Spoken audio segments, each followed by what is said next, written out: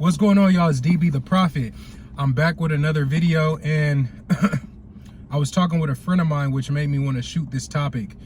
And the topic of this video is three characteristic traits that will make you more attractive to women. Okay, so one of my guys was asking me, they're like, DB, you know, I've seen you for a long time, and I remember before you started this, I don't know, this conscious journey, so to speak. And, you know, people remember me for running a solar company, always being involved in sales. Like, I feel like the last 8 years of my life could be defined by someone that people would say, you know, he's one of the money guys. If you grew up around me, people were like, man, Dwayne is always hustling. He's always finding a way to make some money.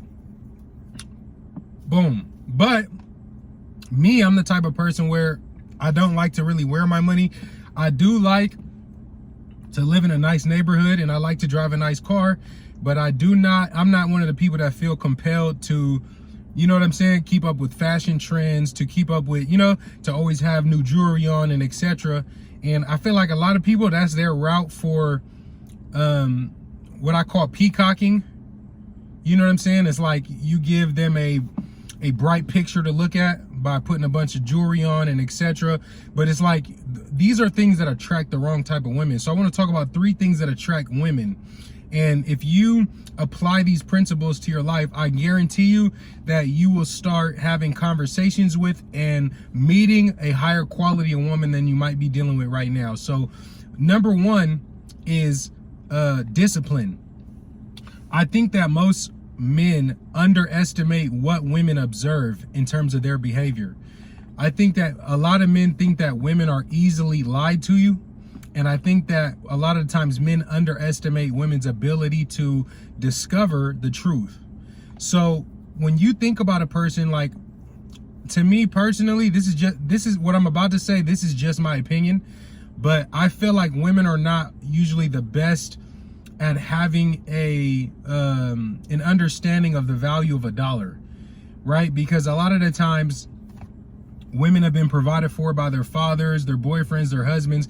Women really don't have a value for what every dollar is worth, so to speak. And so the way men judge, or the way that women judge men and rank men in terms of status and importance, is based on looking at their disciplines, their character, right? Like a successful man is always a disciplined man. So like when women see that you're actually different, like a lot of guys think that they're standing out because they try to be extra nice to girls when they go outside to the clubs and bars, or they're in social settings, and they think that, oh, thank you, do you need anything, can I buy you a drink? These are not things that make you stand out with women at all. That you are in fact, when you do this type of stuff, you are exactly the sucker that they're looking for. They're looking for someone who doesn't want to put the extra effort in, right, to earn her attention instead of pay for her attention. So the first thing we want to address is discipline, right? The discipline of a man, the consistency of a man. The biggest trait that women look for in men is not looks, it's stability. So when a woman is trying to vet a man to see if he's stable, I don't just mean that he's stable in the sense that he never has financial challenges, because that is just grossly immature. We're adults. Adults have financial challenges. We make bad investments. We work on projects that don't work out the way we want them to work out. There's all different kind of things that might shake up somebody's financial circumstances. But what doesn't change is a man's discipline. And women look to see, like, are you the guy that wakes up at 7 o'clock in the morning every morning? Like, do I see you working out every morning at the same time over long periods of time? These are the kind of things that really sway a woman's opinion, your long-term disciplines, because that's really the only way that she can gauge what your real character is like. And then on top of that, it's consistency, right? A lot of this, I believe, is biological, because women want to have babies, and after they have babies, they want the men that they have babies with to stay connected to them, right? This is a part of this is a part of a woman's biological makeup. So she looks at the consistency of your actions to determine what your character is truly like, right? The next is going to be adaptability, right? Adaptability. When you are confronted with challenges, the masculine men, or the people that women claim and look at as the masculine men, are the people who, when they face adversity, they deal with the adversity without complaining, and they come up with a solution on their own, right? They don't look to the woman to come up with a solution for them. They don't look to women to pick up their spirits and say, oh my God, are you okay? Can I do anything for you? Like, women like to see men who are able to stabilize their own emotions without being stimulated by a woman. Because when a woman feels like you are emotionally dependent on her, she's going to view you as beneath her. You understand? Like, anytime a man depends on a woman for self-esteem, reassurance, all these different things, a woman is now going to see you not as someone that she should follow, right? But someone that is in need of her. She's going to feel elevated above you because you're dependent on her for emotional stability, right? And then another thing that I want to talk about, and I want you to think about this shit very carefully. Think about your life. Think about all of this, the situations that you could have had dating in this world, and think about situations that didn't play out the way that you wanted them to play out, and reflect on your own actions. Because the first step to, I feel like, improving your character is being the type of person that has full accountability for their actions. Like, if you're the type of man that you always blame someone else for the outcomes in your life, for why a situation turned out this way, why a relationship didn't work out, you are not exemplifying leadership qualities. Leaders take accountability for the outcome, even when those outcomes include the actions of others, right? Like, when you think about the team captain on a basketball team, the best player on the team, when the team loses, he could have dropped 30 points that night. And he's going to say the reason they lost, it was his fault because he should have scored 10 more points. These are leadership. Sorry about that. My video just got disconnected. But those are the personal characteristic traits that women be looking at when they're looking at a man and saying, is this the kind of man that I want to follow? And you want to become the type of men that women want to follow. And that starts with developing your own leadership characteristics and being fully accountable for your actions and the outcomes of the group. Because a leader, the coach, is going to say, you know, it's my fault why the team didn't execute, you know what I'm saying, the right play to get to a victory. Are not going to blame the follower for the outcome, right? So another thing that I want to talk about real quick is, hold on, I lost my train of thought. It'll come back to me. 1 second. Oh, I think that in America specifically, no, this is not an American issue. Never mind. I take that back. I think that in general,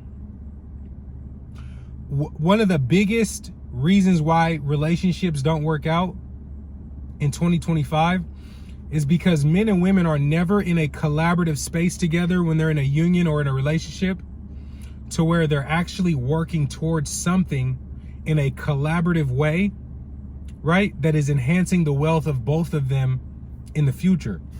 What do I mean by this? When you think about the average American, I'm an American, so I'm going to use America as an example. When you think about the average American and you think about the average marriage, the average couple, most of these people get up every single morning and they go clock in for a job for someone else, and there's nothing wrong with having a career. That's not what this video is about at all. My point in saying that is, two people will spend the majority of their day giving their efforts to someone else that's outside of the relationship. And then when they get home, they only come home to basically entertain each other, to wind down, and to share a bed space.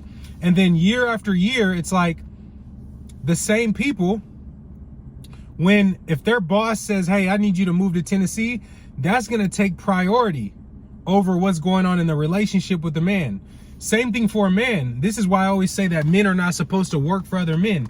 It'll be better for you to make less money and be developing and growing yourself as an independent entrepreneur and business person in America than it will be to spend all of your time committed to, right, giving someone else your labor for them to sell and create value with. So the biggest thing for me, men moving into 2025, is embracing entrepreneurship and realizing that collaborating and getting a woman on the same page with you and working towards something that is material. Like me personally, I don't want to be in no kind of connection with a woman if we're not working together in some meaningful way and enriching ourselves together. If I can't take my skills and you take your skills and we come together and put some kind of business together so that our relationship is supported by the time that we spend together working on this business, we're productive on that time. You feel what I'm saying? Like, we're being productive, we're moving the ball forward, and we're advancing ourselves as a group together instead of us having our labor divided by an employer and just coming home to share a house and watch some television. You feel what I'm saying? So those three things are three things that I want you to consider. I want you to consider your character. I want you to consider your consistency. And then I want to think, if you want women to be attracted to you, when a woman, right, is interested, let's say you've piqued a woman's interest, what happens after that? Like most men, I feel like, and this is the reason why a lot of men don't get extremely gorgeous women. Like when you look at all the women that I be around and the women that I've dealt with in the past and in the present, you'll see I tend to have very beautiful women with me. But the reason why I feel like, even though I might not be Chris Brown, I might not be, you know what I'm saying, the pretty boy, at the end of the day, women are attracted to intelligence, masculinity, discipline, consistency. And I don't lust over women. A lot of men don't realize that women don't respect men that lust over them. So like, for example, when you meet a woman that's really, really attractive and you're the type of guy that's like, oh my God, you're so pretty. Wow, I can't wait to see you later, gorgeous. All this corny ass shit, the woman immediately thinks that you're weak. She thinks you're so weak that you be willing to put yourself in subservitude because of her beauty. Whereas me, I treat a girl that isn't as attractive the same way that I treat a woman that looks like Megan Fox. It's like, I want to come together and I want to be able to dissect what's going on up here. I really don't care about what's going on out here, because what's going on out here, it might tickle me today. It might get me off tonight, but in a couple of days, you're going to be just like every other pretty girl that I've ever met in my life. Once we have sex, all the build up and all the lust, all that is going to be dead. So I skip that. I want to go straight to, okay, well, look, this is what you're good at. This is what I'm good at. I think that if we bring these things together, you know what I'm saying? This is the picture that I would be painting for us in the future. See, women want to know, if I get in the car with you, where are you taking us?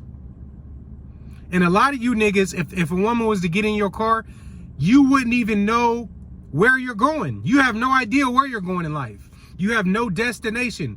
And you certainly can't explain to someone that you want to be submissive or subservient to you what your plans are to get her to this destination with you, right? Most people feel like, oh, because I'm a man, therefore a woman should just be submissive to you. No, that's not the way life works, right?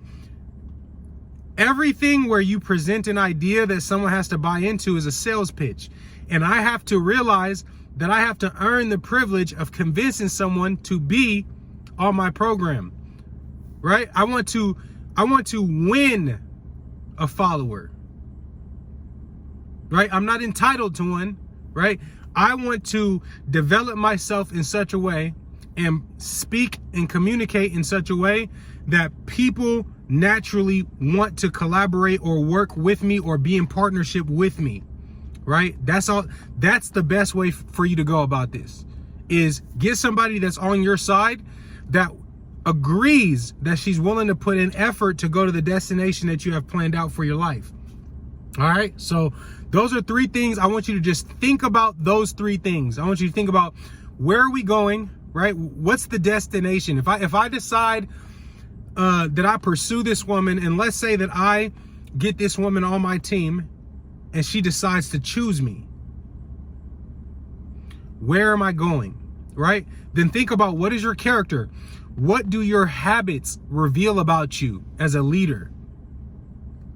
And then, are you consistent? See, anybody can perform good actions once, twice, 3 times for a week.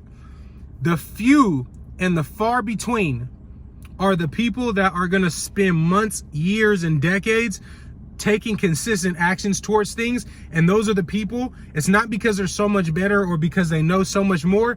The consistency of their discipline is what makes them extremely successful over the long haul, right? So it's a long game.